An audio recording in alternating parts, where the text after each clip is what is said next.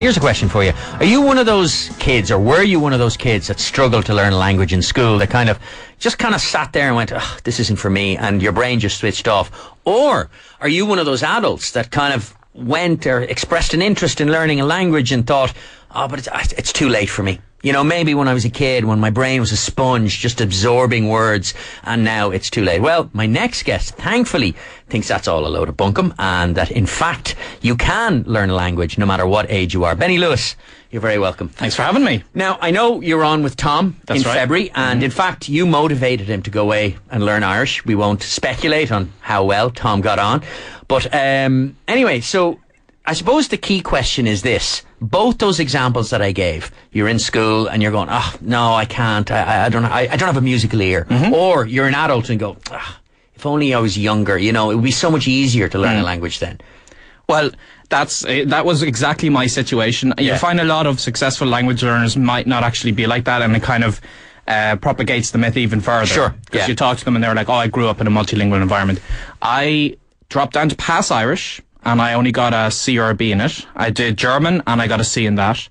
And I moved to Spain after my degree is in electronic engineering. I moved to Spain, and I lived there for 6 months without learning to speak Spanish.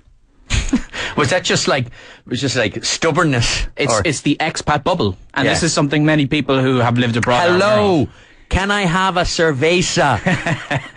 Yeah, and like that's the thing, because it's easy to get lazy, and I told myself all these excuses. I'm not naturally talented, I'm too old, I don't have the time, because I was working as an English teacher and as an engineer before that, and it's just all of these excuses. What happens is that becomes kind of a self-fulfilling prophecy. Sure, absolutely. And then there's the one about, I don't have a musical ear. You need a musical ear to learn a language. It's not me.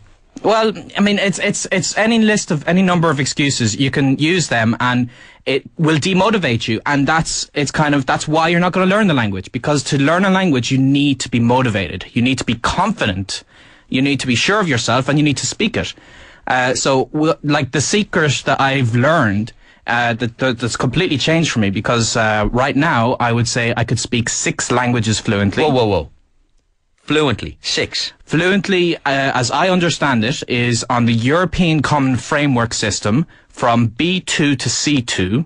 And this specifically means anything from, basically I can function in every social situation precisely as I would in English, all the way up to mastery, where I can work professionally. Like in Spanish, I have the highest level that you can be tested on, because I've worked as an electronic engineer in Spanish.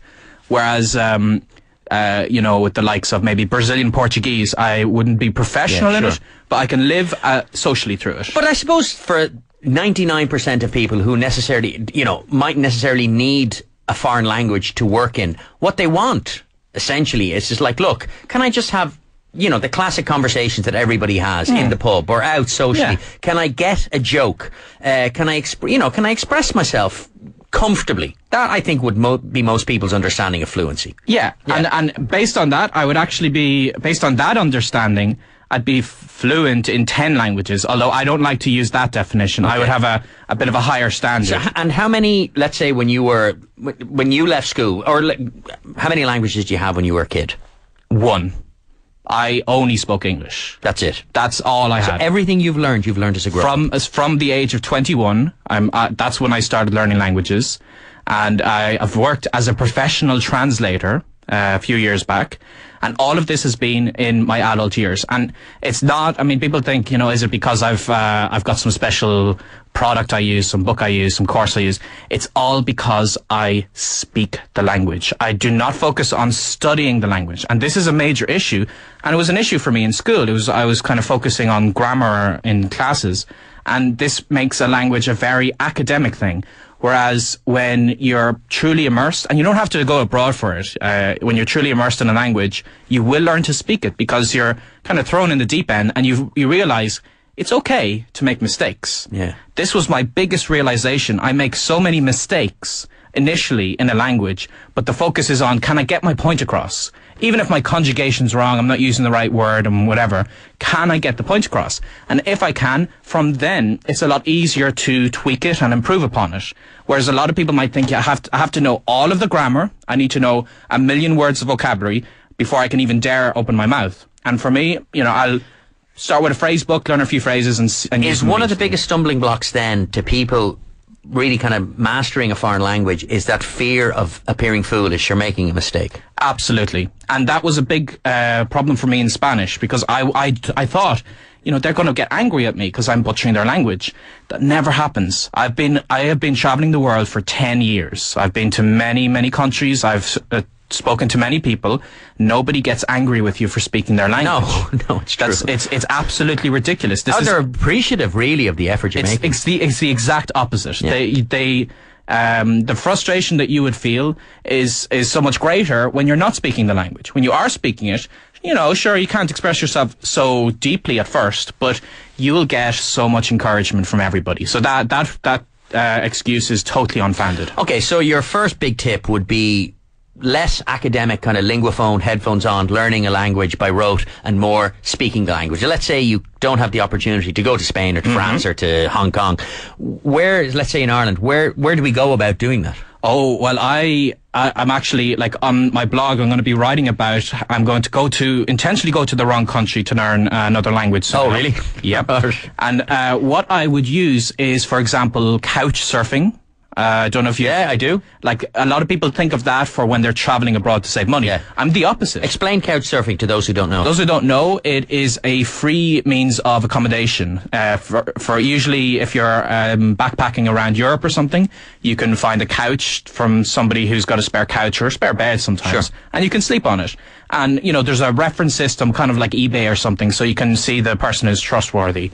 And that's generally what people understand as it. It's a free means of accommodation for people on a budget. It's also a great way of meeting people in their local environment. And that is precisely how I use it. I don't actually use it to sleep on couches. I would be based in a city and I would be the host. And I've personally hosted over 2,000 couch surfers.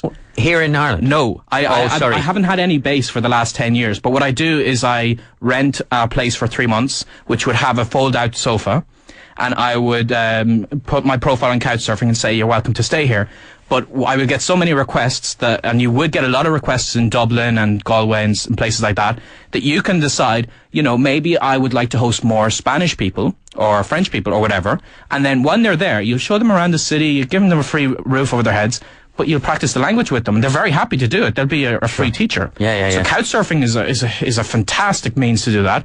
You can also do it over Skype. There are many online tools to find speakers who are very eager to practice English for free. And you can you can teach them English for 20 minutes and they'll teach you your language for 20 minutes. Is there something in the Irish psyche, and again, it's one of those, I suppose, assumptions that we make about ourselves, is that we're not good at languages. But for instance, the Danes, they're great at languages. They learn English better than we do, but not us. Is there something about us? It's not us, it's the English-speaking psyche. Okay. Because English is seen as the international language, I don't think it is at all. I've been in many places where speaking English is not going to help you at all.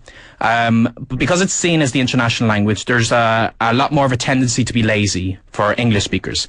Whereas other people do not have a choice. In many countries, if you want to work as a professional, you have to learn a little bit of English.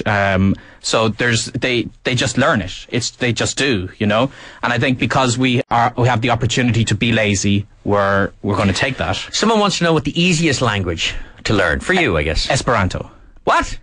Esperanto is an invented language that was intentionally designed to be easy. And you might think, that's just something for nerds. You might as well learn Klingon or Na'vi from the movie Avatar.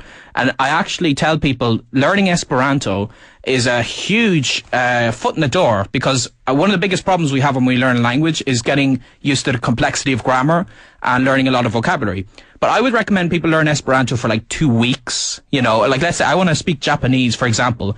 I would say, well, hold on, learn Esperanto for 2 weeks. Then you'll gain the confidence in speaking a language without having to worry about complexities. And after that, when you get on to Japanese or Russian or Spanish or whatever, you'll have this extra edge that you already can communicate in a language to a certain degree.